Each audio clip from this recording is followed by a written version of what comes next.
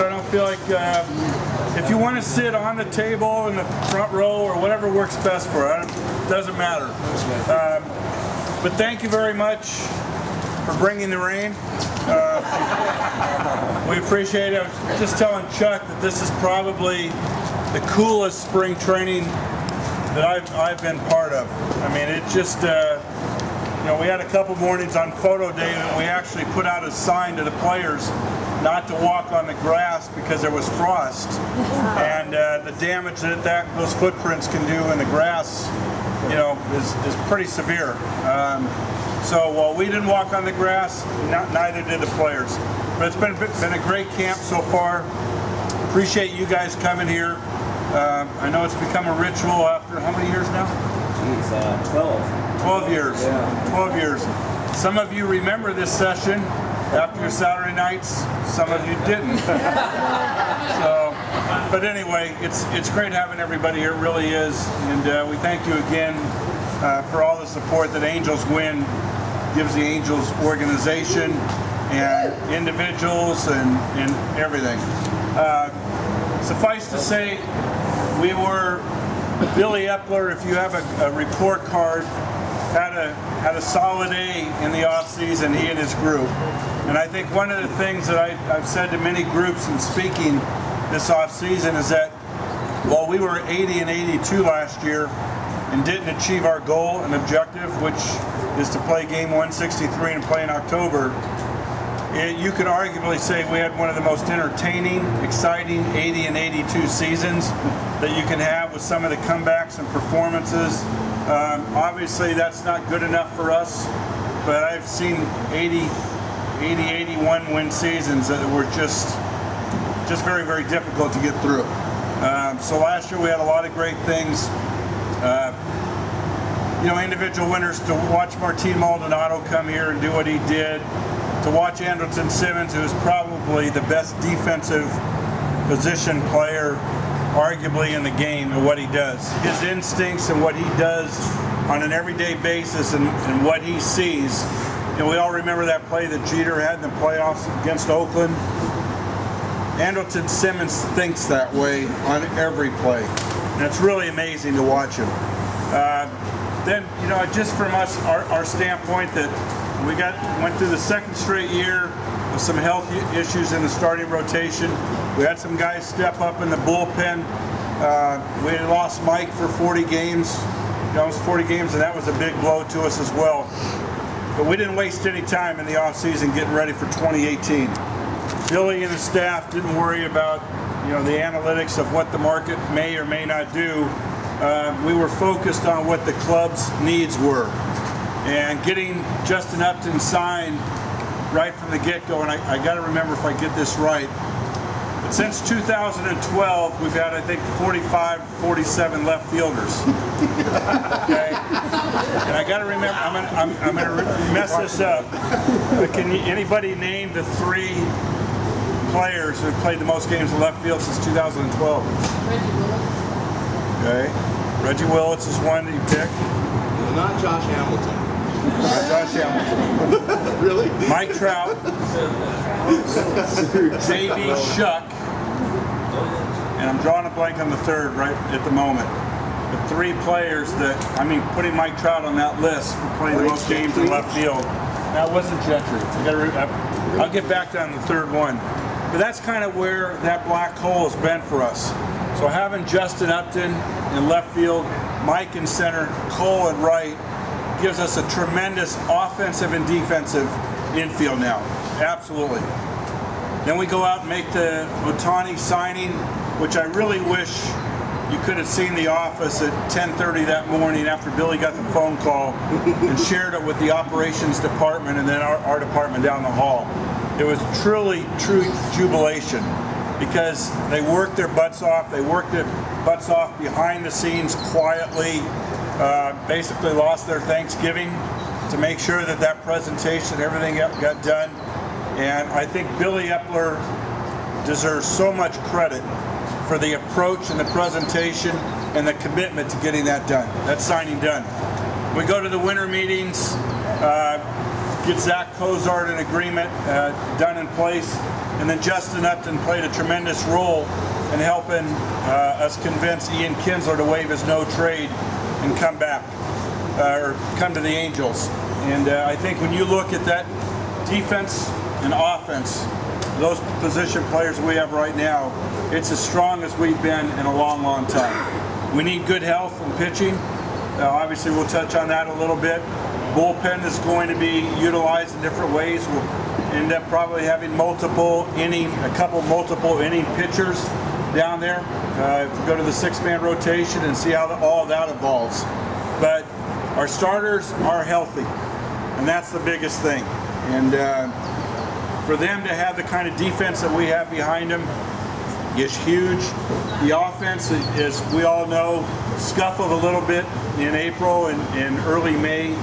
And sometimes offensive scuffles, it's about when you score your runs. You know, Gene Mock used to say, I'm going to bunt. I want to score the first run because now you have to score 2 to beat me. That was just kind of a mentality. And I know that's in the mid to late 80s that we had. But part of it is when you score offensively, you change the scope of the game a little bit for your opponent and what they now have to do. And if we can put up some crooked numbers in those first 3 innings with this offense, I think it's going to really be a shot in the arm for our starters. This has been a great camp so far inside the clubhouse. It really has. Obviously, this next week is when we kind of start tightening things down a little bit and really get after it with the regulars on a more consistent basis. But Shohei has fit in very, very well. The guys in the starting rotation working around the new plans.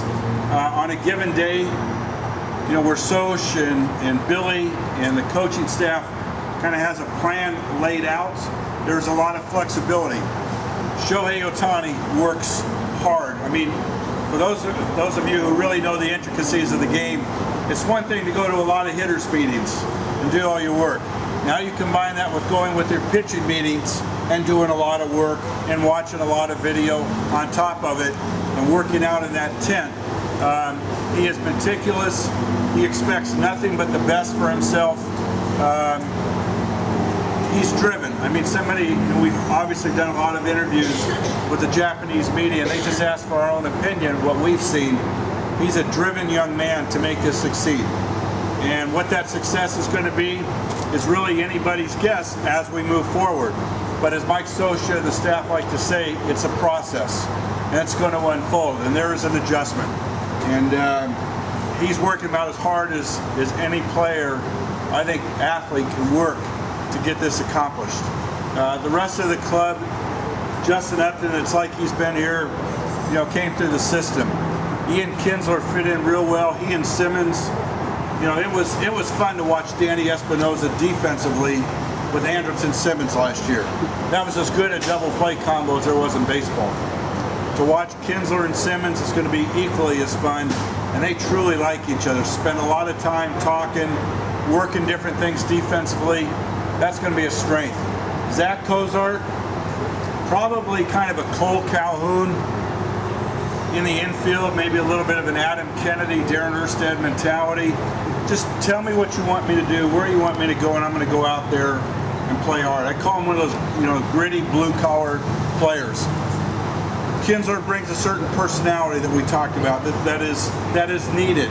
You know, it's very, very helpful in that clubhouse. Picked up Rene Rivera as a possible bet, or as our backup catcher with Martin. Now, obviously, we have Juan Graterol and Carlos Perez as well. So what Billy's really done in a very short period of time is pick up depth in this organization. Something we've been lacking for. The other thing, too, is to strengthen our minor league system. And really, obviously, we had a couple signings for the Braves organization after they went through their little situation. I'll just leave it at that. So our minor league system is better. We've picked up some guys off waiver wire. Look at the size of this camp when the guys come out and work out. You know, a few years ago, I just prayed that we weren't going to get into a brawl. There was just a size differential on that field, but we have some big guys now. We have some really strong athletes. We have some guys that have some great personalities and a lot of commitment to what it is they're about to do and embark on. And it's fun. I mean, it really is fun. I think we were, for the organization, we were looking as forward to this spring training as we have in a long, long time. And obviously every spring training we look forward to getting after the season. People talk about the Astros. You still have to do it on paper. You know, we had 21 games to make up from last year. The Astros added some pitching. They'll have Verlander for the year. My personal opinion is that when we go head to head, I think there are going to be some very, very intense games, because that's when we're going to make up some ground or lose some ground. You talk about those 19 meetings. So I think you're going to see a real great intensity when we play the Astros. Around our division, it's going to be tough. You know, I mean, you've heard Billy talk about it. You don't take a major league team for granted on any given day. Once you start in April, you just simply don't. Oakland can play you tough. Texas is going to had to reorganize a little bit in their pitching. Houston, Seattle's tough. Seattle added Ichiro, so we will have a lot of media when we play the Mariners this year, and we're looking forward to it. One of the things about Shohei that have come up about the extra media people that we've had, I would tell you that we tend to just say overflow media rather than just Japanese media, because they are doing the same thing as the other members of the media covering this club. They're outstanding to work with. We've had a flawless spring training. The difference for the folks that you're seeing behind you and off to your right, they're focused on Shohei in the present. What's he doing? What's the performance? Part of the really, breath of fresh air for us, they really don't care and focus on the business of baseball. They're probably more inclined to be like you, the fan, than anybody. They just want to know what's going on. They want to know what his thoughts are. What's the organization thinking about it? But they're not worrying about 2019 or 2020 or comparisons. They're just some of the things that we have to answer questions about. They just don't. And when you watch Shohei today in workouts, there's a respect level between that press corps and the athlete, as there is Tanaka and there is Ichiro. It's fun for us to watch. There's a respect level for the game of baseball. When you watch Shohei walk off the field and come into the clubhouse, if you happen to catch him, he turns around and bows to the baseball field. Okay? I asked him the other day, I said, when did you start doing that? And he said his response was, as a baby. I mean, it was just inbred. The baseball and respect as a child is something that's just very, very important to him. So I want to open it up for some questions. I want to thank Chuck for organizing this again. It's really, go ahead and applaud. I can't tell if Chuck had a tough Saturday night or not with his sunglasses on, so I just fill in the blanks later. Okay, it's now confirmed. But anyway, really, folks, it's for those of you, before we open up, we're going to be in Anaheim this year. One thing, we don't control what goes on and off the field or on the field in terms of winning. Billy and his staff put together players that we think will contend, not compete, as I've said before, but contend. But the rest of the front office is responsible for our image, our perception, our brand. And ultimately, the second most thing, if not the same importance, and that's the fan experience. Artie, John Carpino, Dennis School, we have new scoreboards in left field. We have a new scoreboard in right field. We have a new sound system. And we couldn't be more excited about that. And I'll tell you, a couple of the players will feel like they're on top of you by the time you finish seeing them. And I think the left field board is as big with the picture as the right field board used to be. So we're excited about that. We have a new digital board out front of the Big A. So the fan experience, some of the food stands have changed and adjusted. It's just going to be a great overall package. And as much as I like to say it's the fan experience, the entertainment on the field, it is entertainment on the field. When you leave there with your families or you just go by yourselves, whatever, you want to be entertained, you want to be safe, you want to be secure, you want to have good food. We also are going to throw in the ingredient of winning too. And ultimately that's the most important aspect of what we do. And we are truly looking forward to that. So if you have any questions, be glad to open them up and start. Yes, ma'am. And if you could stand up too when you ask. Hi, can you tell me who the six-man rotation is going to be? Who the six-man rotation? Six-man rotation is still being, we still have a little less than 2 weeks, or a little over 2 weeks, and there's still some spots being determined. We're going to have again multiple innings in that bullpen. So you can see J.C. Ramirez coming back, Parker Bridwell. We had a tremendous record in his starts. Obviously, Heaney, Skaggs, Tropiano, Garrett, Shohei. So the candidates are there. Matt, it's just going to be a question of slotting them in that bullpen and seeing how this system works. Last year we played 53 games in the first 55 days. Baseball has been restructured now. We have 4 less days here in spring training of work days. The season starting earlier. There will be more off days because of the days we lost here. And an off day is like gold bars to a major league player, and to us, quite honestly. Okay? It's an off day in theory of not playing the game. It's not an off day. But that rotation is going to be, a work in progress as we get going, and it's a concept that I think everybody has bought into, and we're going to see. And we'll make adjustments accordingly. There will be days with the off day or periods of time. You still might have the five pitchers on the 5-man rotation. So we're all going to work to understand and see how it evolves, just like the WAR definition. So, yes. First of all, thank you very much for coming out here. My question to you is, we seem to have a lovely overabundance of starting pitching right now, which raises some questions about what are you going to do with all these guys. And kind of the second half of that is, are there any plans or discussions using a starting pitcher in a relief role in between starts, given the way the roster is stacked? That's a great question. I think it's, in terms of the surplus of starting pitching, and this is all due respect, I think 2 years ago we thought we had 9 starting pitchers, and we got into April and we had 4. So I mean, you don't have a surplus starter turned reliever. If he's not stretched out, you have to be careful of that too, because there's a point in time. It's like these 6 weeks here. It's 2 innings and then 3 innings and 4 innings. Oh, and then the pitch count goes up hopefully to 90 to 100 before we leave camp. You can't do that to too many players. So, yes, sir.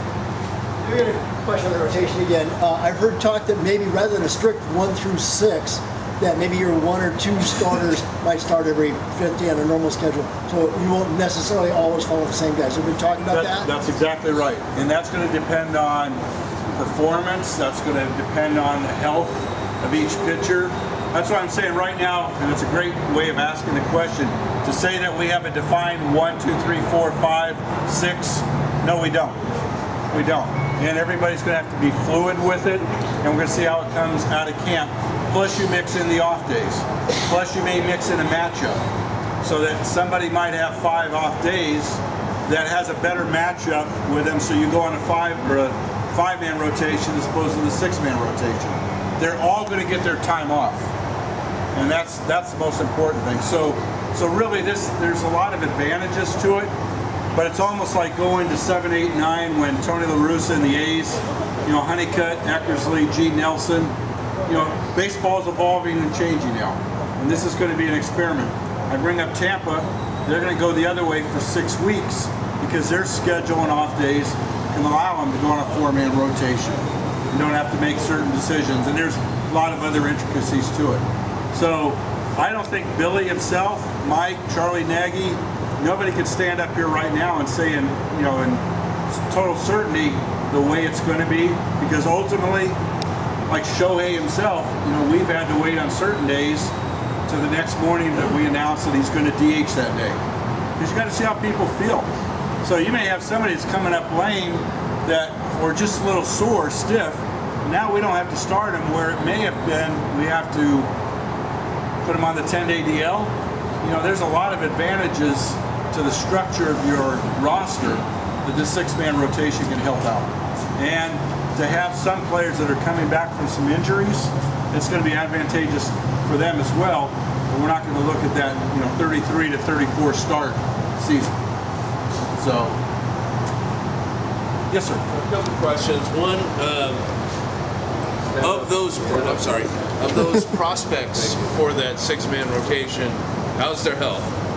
And number one. And number two is one of the effects of the luxury tax that's been in the news that there's so many, an unusual number of unsigned free agents out there. And I know we offered Moustakis $45 million for 3. Did not make that offer. Oh, well, it had been in the news, but clarify that. That was clarified with the writer actually yesterday. oh, We did not I make. hadn't seen the clarification. Well, I'm not sure if he's written it, but we did not make him an offer. Okay.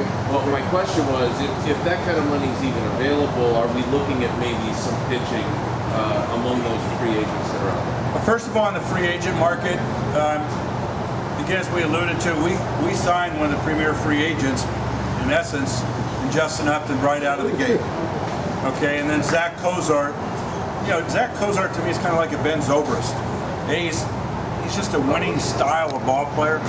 The free agent market for all the unsigned players, everybody has their theory. So I know, everybody has an opinion.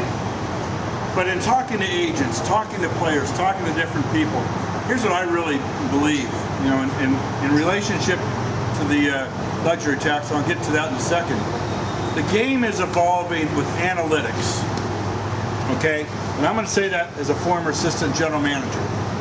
Okay, we've seen what it's done on the field, how everything's changed a little bit. Defensive alignment, strategies. It used to be that you would give somebody a 5-6 year contract, 4-year contract, and say, hey, we hope, and we'll backload the contract, we hope we get 3.5 good years or 4.5 good years. Okay, so that there was almost an inclination because you felt as though that's what you have to do to overpay. Okay, now you have analytics and you have studies of every aspect of what you do as a baseball player in all kinds of scenarios that most of us here still can't conceive. Okay, all that's thrown together now, and is this the style of player we want? There were 2 players, I'll give you a stat. And we saw this. There were 2 players in baseball that played 130 or more games last year, age 37 or older. Can anybody name them? One. I mentioned the other one earlier. Ichiro. And that's a lot of pinch hitting in the National League. There were 7 players in Major League Baseball, 35 or older, that played 130 or more games. 7 players, 35. Okay, that's just basic stats. Now you start to get performance breakdowns at 33, at 34, pardon me. All that factors into the commitment of wanting to sign players. So it's not about just not wanting to spend money. Marty Marino, and he said it in camp, standing when he talked about it, if we were going to talk about, that tanking concept you've heard thrown out there at some clubs, whether you agree with it or disagree, with it, he said, I'm not going to be in the business. Why would I be in the business if I approach that way? Artie wants to win. But there's also something about getting your club, even if you have that luxury tax, getting your club to a certain point. I'm making it rain here. Getting your club to a certain point, and then say, let's see how we play at the All-Star break. Okay, because some clubs aren't in it at the All-Star break. There's some talent available. Let's leave some resources available to see what we really need as the season's unfolded, because now you've had 4 months of somebody getting injured, you don't have the depth, as opposed to putting everything you have up front. There's a philosophy and an approach to that. Regarding the tank, so it's as much that it's spending the right money, as opposed to spending money. And I think some clubs are just more focused on spending right money. Now, I'm sure there are a lot of people that would carve that up or try to carve it up, but I think that's really the approach. And why would you think analytics is working on the field or change on the field and wouldn't be part of the business part of the game? Anybody think that? Next year is going to be a tremendous market. If Machado doesn't sign and Harper and all that, and we'll see what happens. But there's going to be a greater gap between the established star and other players. So and I think that Brandon Moss talked about it. He had a great quote about this is the way things were negotiated too. So let's if players have a concern moving forward, they'll discuss it in the next CBA topic. Okay, that's just the way it is. But I don't really care about 29 other clubs. I care about the Angels, and I would just tell you, our owner is committed to winning. Our owner is committed to giving Billy Epler the resources he needs. But sometimes some of the best Christmas shopping is in January. So.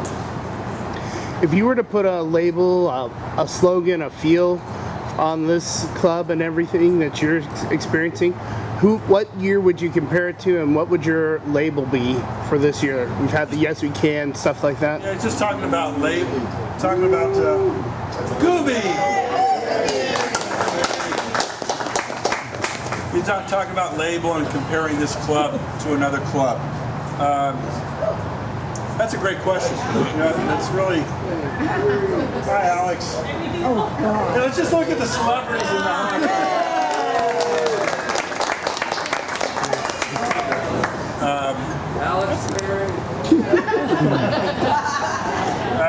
That's a great. I would call it both gritty and determined. It really is, and gritty, determined, and focused. As far as a club, I think it would be compared to any club that Darren Erstad played on. I really do. To pick out a singular year. 2002. We'll talk about that one later in the year. When we were 41 games out, coming into spring of 2002, I don't know that anybody saw 99 wins, but I think you saw a tough and hard-nosed team. We have both youth, young veterans, and veteran experience on this club.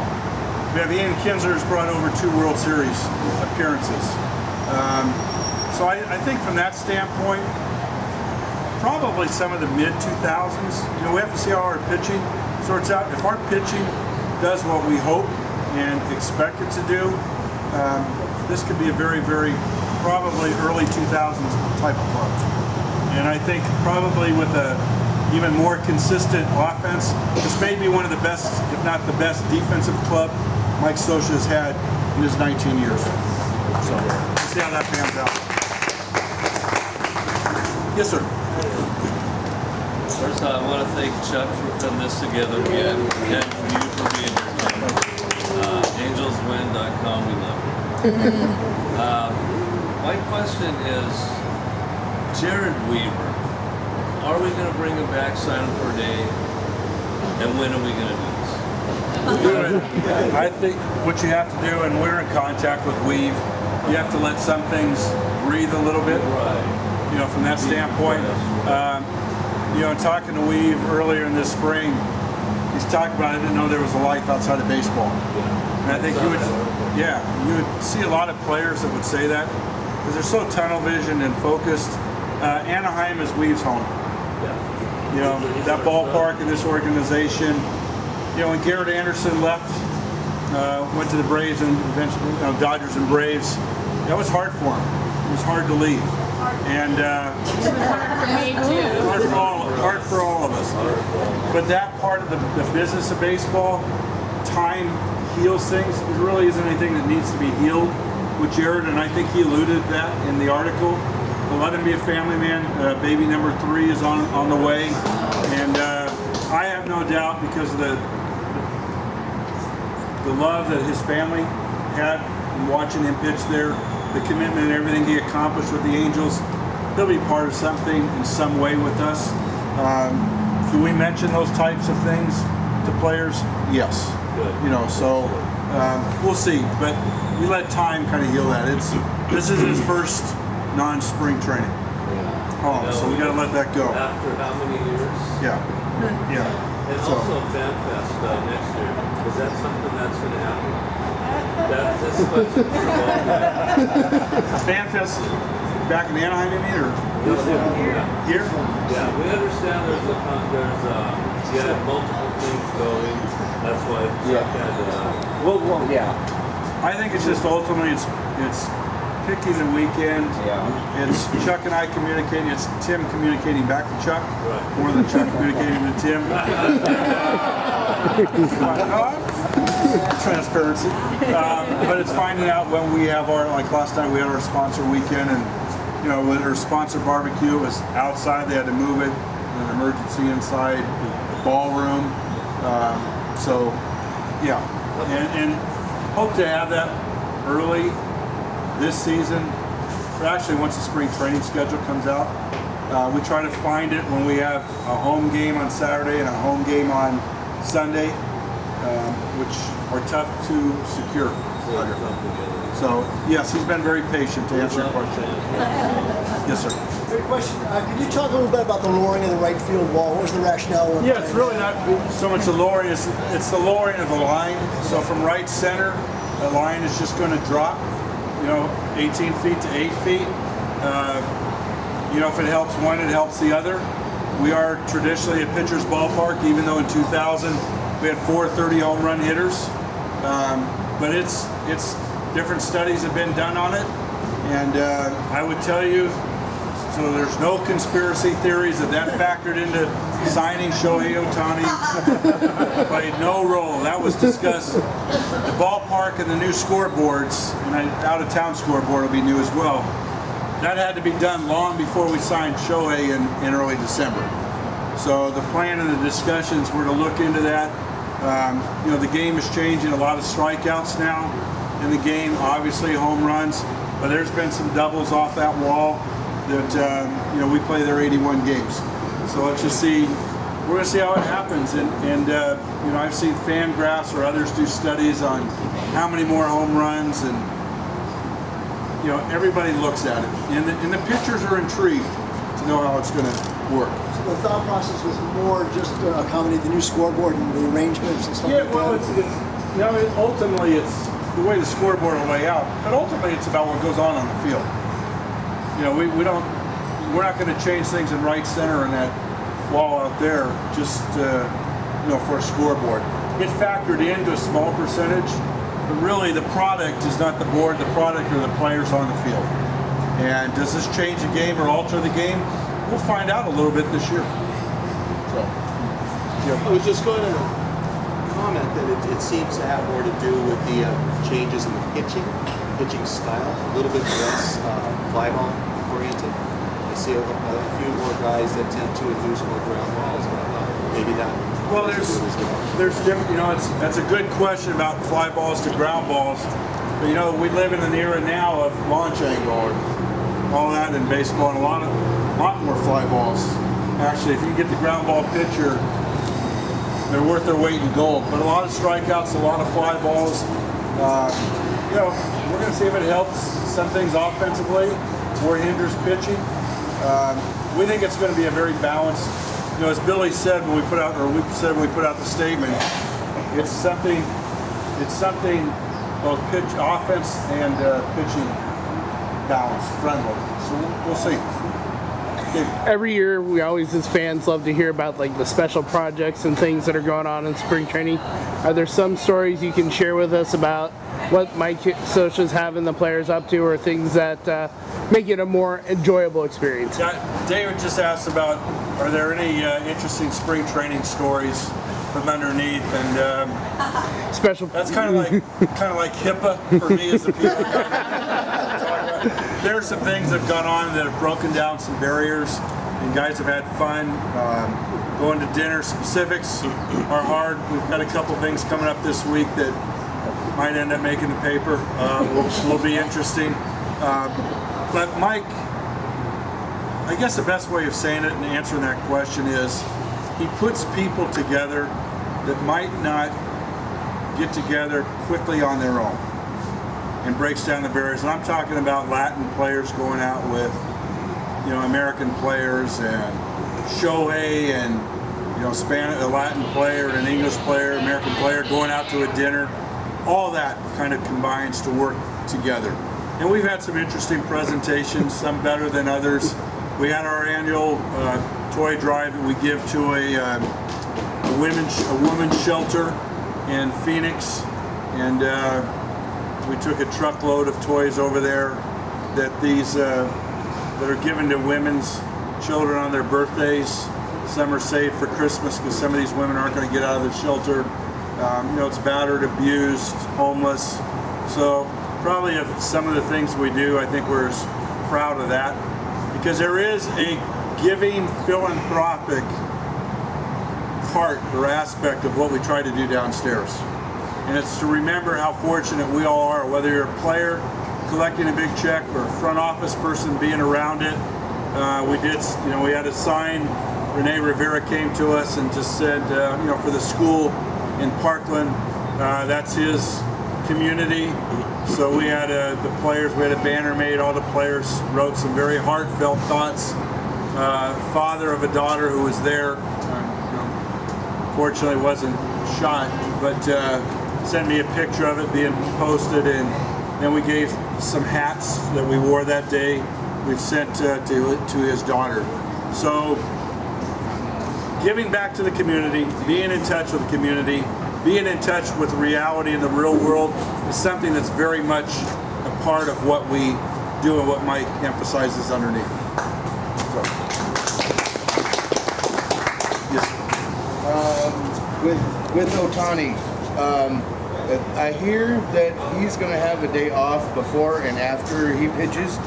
Is he available off the bench as a pinch hitter on those days? And that's going to be evaluated based on how he's feeling. If we're going 14 or 15 and we're carrying an extra pitcher, need the bat, yeah, he would be asked. Just again, given the situation in the matchup, Like a left-handed batter late in the game? play that by ear, but that will be a strong possibility. Okay, good. Obviously, flexibility is going to be a big part for us. If you go 6 starters and 7 relievers. Now you're talking about a 3-man bench. So guys are going to have to play. You don't need any. What's that? And one of them has to catch. And one of them has to catch. That's right.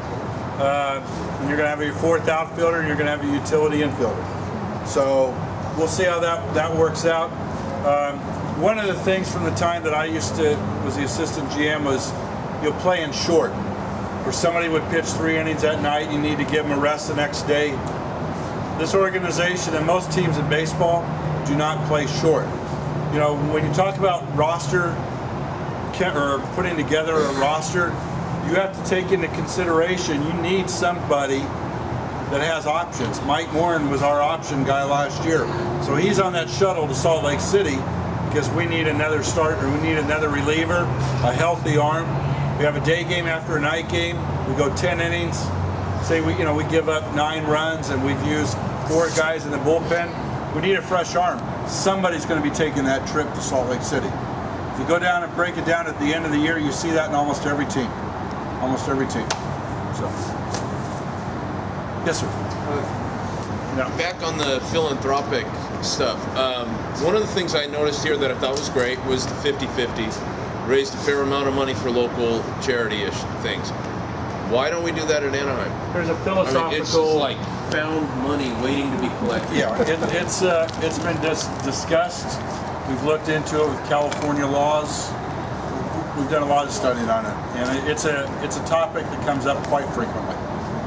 So, and I would say on the philanthropic efforts, even aside from that, our foundation and what we do in our community relations, that would be another enhancement. But I think we've given up over $3 million. Through our foundation, scholarships now, and continue to grow that as well. So, but it's a good question. Yes, sir. So, this is probably in my years of being an Angel fan, about 20 years. This is the best lineup, and defensively, this is the best I've ever seen it. And so we talk about the players making adjustments, but I'd really like to get to a little bit more feedback as to what are the coaches doing now that they have surplus in pitching, they have this animal on the field, and when they're at bat, everybody that you look at down there, I don't ever remember, a lineup that way. So what is Soch and the coaching staff? You can have talent on the field, and you can have perception talent, but you have more information in this game than ever before. Somebody has to absorb that information. The players don't sit around in classes, in meetings and go over all the information. The coaches need to know all the things that our analytics department is providing Billy and the staff, providing the coaches. They have to know it. So that now Josh Paul is our bench coach. Dino at third. We have to know the defense on the field. We have to know pitchers, opposing pitchers and bullpen inside out. We need to know the tendencies and trends, because what we do is when Mike is giving a signal or we have a play on or whatever, they have to know the buy-in. Okay, they have to anticipate what's coming. Coaches have to steal signs and look for it. Okay, you watch our dugout and there's always somebody watching. We're playing Colorado, Buddy Black. Dino Ebel can look at signs. When I say stealing signs, it's legit. It's legitimate. So you have to look for all those things. And then you have to implement it and keep training them, working on things. Andrelton Simmons might be the best shortstop in baseball, but Andrelton Simmons still needs to work and needs the work. And Andrelton Simmons will still go through a 1 for 15. And Paul Sorrento and Eric Hinsky are still going to have to know Andrelton Simmons at his best and what they're not seeing right now in that stretch. So, if you had 25 Mike Trouts, you still have to coach those players, those 25 players, and get the max out of them. You still have to keep them motivated. You still have to encourage during down times or struggling times. You have to pick somebody up during the course of the game. You have to tell somebody when you see somebody that see a scenario or a situation on the field that's going to make them better, or watching the pick or just something that they see. So it's constant. But where coaches used to just throw batting practice, hit fungos, help out, now more than ever before, now they're coaching. They're really coaching. And it's also about personal relationships with the players. So, yeah, they're expected to, they have less time as a coach than in my 39 years than they've ever had. And I would tell you, in the 80s when I started, the manager always had one coach on his staff, generally was a drinking partner. It was a guy, he was a smart baseball man. Billy Martin had Art Fowler. They were inseparable. Okay? You work here or you don't have a job today. It just doesn't happen. So, yes, sir. So, speaking of coaches, I believe Soch is in his contract year this year. Any talk of extending, or do you know if Billy wants to look at other directions, or what exactly the plan is? And it's with so many storylines in spring training this year, that one hasn't popped up as much. But really, this is Mike's 19th season. Going to get through it. Mike doesn't want anything to be a distraction. I think the Angel way of doing things is kind of quietly and behind the scenes. Ultimately, we'll see what Mike wants to do. Okay, but he is focused, and I would tell you this unequivocally, without any hesitation, he is as focused on 2018 and what lies ahead as anybody can be. And his situation, he doesn't want it to be a distraction. He doesn't even look at it as a situation. I mean, Mike has been here. Everybody reveres Mike for what he's accomplished and what he's meant to this organization. It's kind of like a lot of things. Frankie Rodriguez, the year that the year he went to arbitration. Okay, he lost his arbitration case, and people were talking about, how are you going to focus on the season? He goes, I'm a major league player. He went out and saved 67 games, 67, and set a major league record, 62. So you focus on what you have to do, and that is Mike Social. He doesn't want to talk about it. Just doesn't. Writers bring it up. Just this is about now, and it's about them. So, and I'm not trying to skirt your question on that, but that really is the approach. And I think it's kind of like the Mike Trout situation when we signed Mike to the contract. Okay. Sometimes in this game, you don't get to watch a process build up. You will know the result. And it's kind of like our family business. We keep our family business a lot of times in our homes. Yes, sir. Regarding the Angels brand, what minor leaguer are the Angels or your department most excited for the future of the Angels? I'll tell you one thing, from a couple of years ago of being ranked 30th in Baseball America to where we're going now, Joe Adele, Hermosillo, we've got some outfielders, Torrey Hunter Jr., we just got some great, Matt Dice, got some solid players that we're not looking at as just major league players, but we think will be impact major league players. The farm system is great to have guys that could come up here and, plug a hole or two. But what was that 02 club made of? It was Angels through the system, Garrett, Tim, Percy, Benji, Scotty Shields, when all is said and done, Troy Gloss.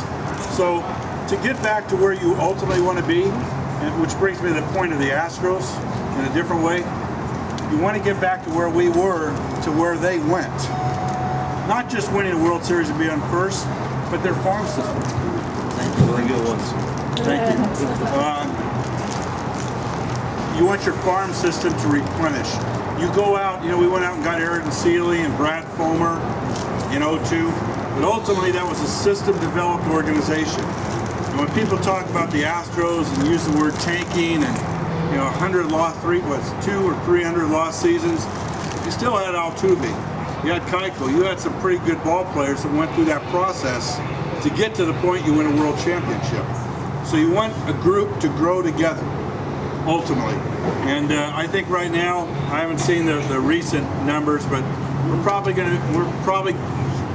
trending closer to the middle of the pack than certainly we were 30th.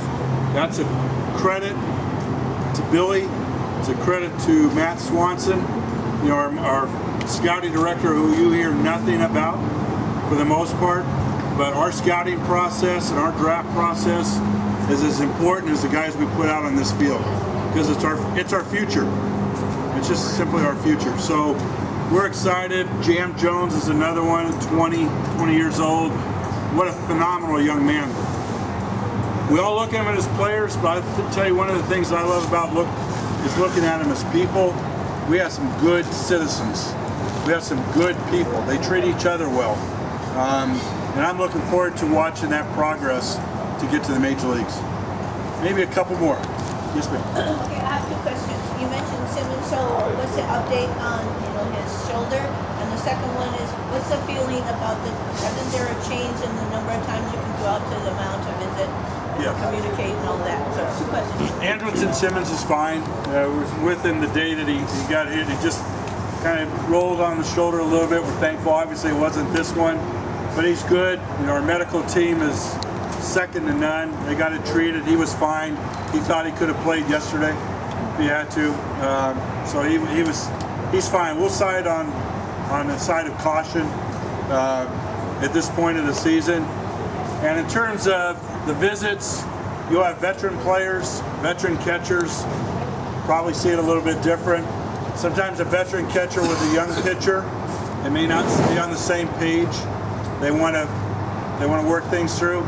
Probably ultimately what it's going to do outside of the time, it's going to force a lot more communicating in the dugout before the inning, or situational conversation. It's kind of weird to the pace of the game. I don't get a lot of calls and emails, and I'm a fan. How many of you go to concerts? How many of you ever called a promoter or a band to say, can you cut it short? I got to go home. You know, I'm just saying, if I'm paying, I love baseball. I mean, I just simply love baseball. If I wasn't doing this, I'd be sitting with you guys. Okay, so yeah, there are some games when it's 1-0 and you're playing 3 hours and 34 minutes. Yeah, it's a little bit long. There are some things you can do, but I think for people at the ballpark, maybe season ticket holders, it's a little bit different. I sometimes I don't know where the outcry is for the speed. I know we talk about youth growing up and you know, all the other things, and our attention spans are different. But baseball is a cerebral game, and if you know, 1985, 1995, 2015, we finished short of going postseason by a game. Okay, if it means getting it right in the 7th inning of a game in May that can help us not lose a division or a playoff spot in October by a game, I'm all for having all the conversation you can have. I mean, it's just, I think it's just wearing it out. I think there's a way of running out, you know, Martin or Renee or Carlos, Juan, running out there. I just think you have to talk. I hope we have more of those than eventually, like a quarterback, you're going to have an earpiece. You know, are we going to go that far with electronics? I don't know, or technology. That will be interesting to see. So, long-winded answer to say we'll see. We'll see what happens. And I don't think any of us know. But look, we adjust. So, you know, technology and television. You saw during, I think, the NCAA championship game, you have a split screen, a commercial. I mean, we're talking about changing the game on the field. There's some changes that can be made technologically off the field in commercials too, to make it shorter. How many of you think the game is too long? Not because I just said that, I'm just saying. Sometimes when it's a blowout, you know. Yeah, you want to get home, but you have that choice. But back to reality. What's that? The longer it can take before I have to go back to reality. That's why I'm saying I don't know the polls. Polls and studies and surveys are great. I don't know who takes them, where they take them in the background, but I would not. So, yeah, 2 more. We talked about baseball being a family, the Angels being a family. We appreciate you coming. And for those of you who don't know, Tim drove to San Diego for the Dick Enberg Life Memorial, or Celebration of Life, and drove back to be here for us. So can we give him a round of applause for that? But do you want to share your favorite, what being part of the Celebration of Life and your favorite Dick Enberg? Yeah, Rick Smith, our trainer, and I went down there. We drove yesterday at 5 a.m. and went to the ceremony. It was about 2.5 hours. And we drove back last night, got back here about 7:30. And I think that it was great to see some of the speakers talk about him. The Padres did a phenomenal job. I mean, Dick Enberg obviously lived in that area. And when they lured him away from CBS, it was kind of a fit. You know, it was a fit in San Diego, and he became a big part of their citizenry. But my first game, we moved out here from Arlington, Virginia in 1969 in August, and there was my dad was in the Air Force. We had a Foot Locker, but we brought the clothes we had because everything else was on a moving van, and we drove across country. So we get there, and there were some problems with Mayflower, and they didn't get there for another 2 weeks. So we slept on cots and all. But the first day that we arrived, we had K rations from the commissary. We went and got them, you know, just before we got everything established. We sat on the floor in the kitchen eating off this Foot Locker. We had a transistor radio, and it was the Angels and the Red Sox. I heard Dick Enberg's voice. And it was that moment, that day, and that time, I became an Angel fan. Well, it wasn't because it was a particularly great year.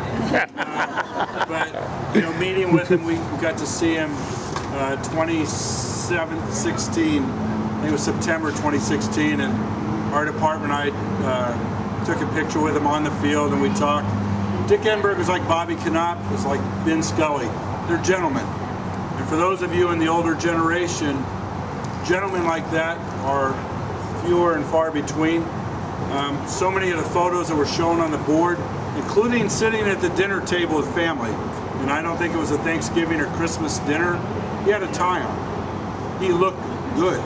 He looked sharp. He had a pride in the way his appearance was. He was a very humble man.